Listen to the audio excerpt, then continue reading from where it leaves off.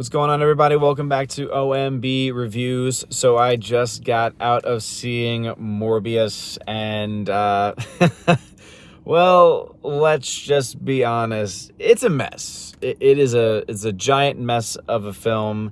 It's about an hour and 40 minutes of a very convoluted story. It honestly feels like the writer or writers of the film randomly and haphazardly put this film and stitched this film together to create just a myriad of scenes that have some connections but really don't give you that much substance.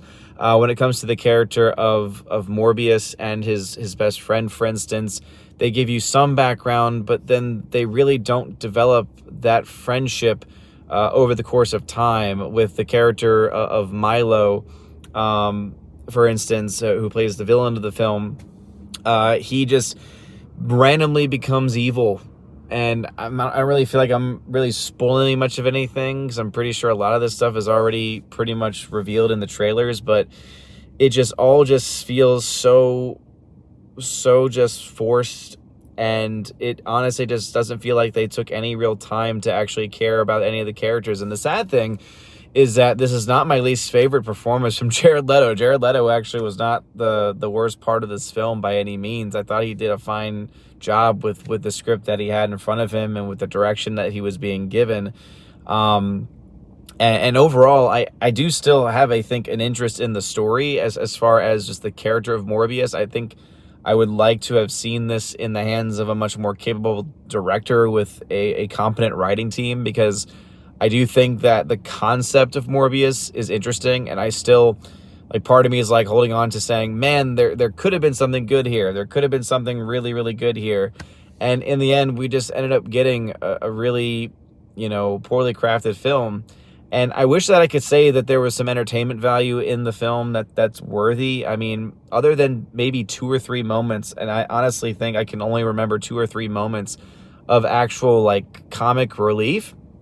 And of those moments, they weren't even really all that funny. There really isn't a lot as far as that entertainment value. A lot of the film, as far as the action sequences, are CGI. Some of the CG is actually pretty passable, is actually pretty decent. I think a lot of the stuff they do with the faces especially. But whenever there's movement, they do this weird thing, and they show it in the trailer too. But basically, they show it where all of the motion is just being captured. Like, there's this dragging effect of the motion. And to me, that CG effect just takes away so much, because it covers up so much that you really can't even see what's supposed to be happening or what is actually even happening in the first place. And I honestly just don't think that even the production team on this one, the production design team, we're really given any coherent. In fact, I have to say that most likely all of this really gets put into the hands of the director ultimately at the end of the day. The director is the one who is typically the one who is talking with and in conjunction with all of the different pieces and parts, whether it's cinematography, whether it's visual effects, whether it's in the editing bay.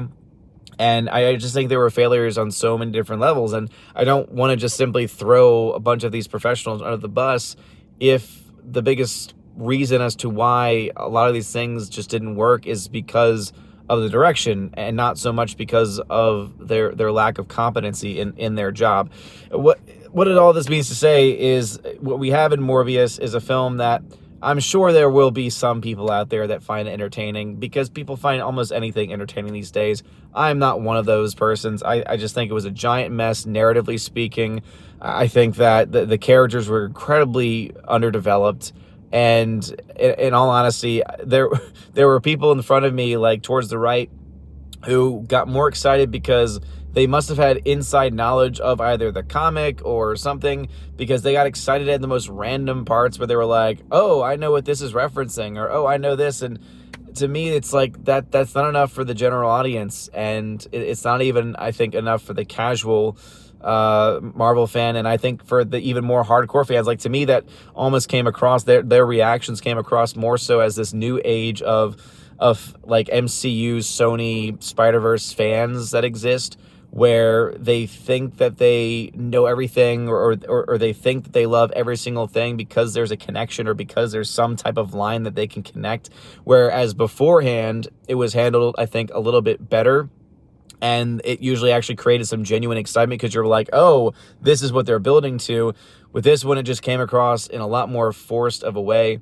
And I know the critics have been all over this film, and I know that people have been wondering, like, is this just a critics thing? Is this a general audience thing?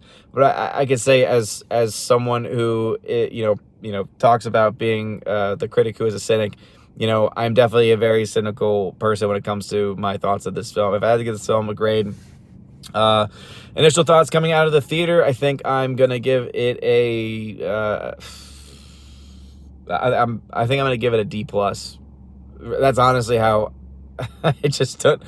There's just really not a lot. I think that halfway through the film, I was in like the C plus range, and then towards the end, when it just became so much CGI and just the characters, there was no investment in the characters whatsoever.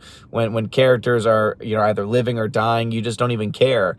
So I think ultimately that leads to just a terribly written script. So yeah, I'm gonna go ahead and give this film a D plus. But what are y'all's thoughts? Have you seen Morbius? Do you have any interest in seeing Morbius? I still think, box office wise, there was a decent crowd here tonight. I still think that it's going to break even, but that's going to be thanks to the $75 million budget and not because this film deserves to make any money. And again, just because a film makes money does not mean that it's any good. So let me know your thoughts in the comment section down below. If you like this video, smash that like button, light that fire button. And honestly, you're all amazing and beautiful people. Hope you all have a wonderful rest of your day and night.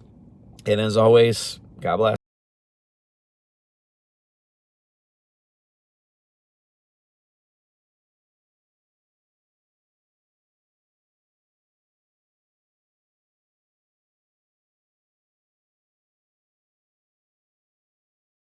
And now for a huge shout out to all of my March Patreon Subscribe Star and Locals members. Starting off first with my Patreon members, animation commentator Brandon, let's go Brandon, Brian P., Christopher Bowman, Father Christopher Miller, hail to you, Father, Father Damian Cook, Fuzz Aldrin, Garrett Searles, Hannibal Grimm, Harold Francis, Hymir Ari Hymason, Inflamed Wood, Jacob Juice, Jeff Toon, Joe Horn, Jonathan Carney, Gomer Kyle 79, Laura, The Modern Major General Story, Mike Jackson, Mad Mitch Dunaway, Mondo Spieler, Mr. Peabody, On to June, Orange Chat Reviews, Out of Step with Reality, Rosetta Allen, Stan Andrian, Miss Martin Muses, Theodore Bendon, Tina Bojan, and of course Tina B, the Empress of the Universe. Also, a shout out to my Subscribe Star members, starting off with Trent Johnson, Matt 317, UAB Mad Dog, Mike Jackson, Storm Tracker, The R, Nosferatu Gatsu, Stan 4, John B,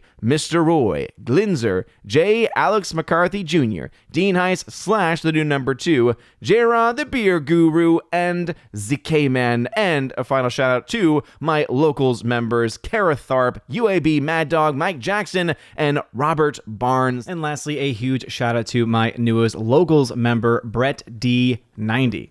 Thanks, man. Thank you all so very much for being supporters, monthly supporters of the channel. And if you want your name shouted out at the end of every single live stream and every single video, please check out the pinned, the very top link in the video description. It is noted as the Willow link there. It'll bring you to basically a link tree of all the different places that you can support on Patreon, Subscribe Star, or on Locals. And also there are other tiers that you can get access to as well, including an Army of Asgard level where you get not only the shout out, but you also get access to a giveaways channel that I have on my Discord where you get offers of giveaways, or rather you get access to giveaways of 4K titles, Blu-rays, digital codes, all kinds of stuff, steelbooks. It's just, I'm giving away stuff all the time over there, and it's a lot of fun as well. So go check that out if you're interested. There's also the Keeper of the Bifrost level, which is the higher level up than that, and you get everything from the previous tiers. Plus, you get access to a once or twice a month podcast that I do with John the Flick Pick Flickinger, where you get to ask us Q&A, right? You get to ask us questions, any question that you like, movie or non-movie related. We will answer them once, maybe twice a month. We're trying to work on a second opportunity for us to have a show, but right now it's at least once a month. So again, you get access with that with the Keep of the Bifrost level. And then there is the Chosen of Valhalla level, the very premium level, where you get access to all of those things. Plus, you get to be featured on the channel once a month with me and the other Chosen members, where we talk about movies and stuff, anything really that the Chosen want to talk about. And it's always a very fun discussion. We usually have about 3.5 hour discussion. So again, that's what you get access to at the Chosen of Valhalla level. Also, you get a free t-shirt during your first month. All you need to do is just let me know what t-shirt you want from the store, and also their size, location, etc. And I send those out anywhere in the world. Anyway, you guys are all amazing and beautiful people. Thank you all so very much again for your love and for your support. Have a wonderful rest of your day. And as always, God bless.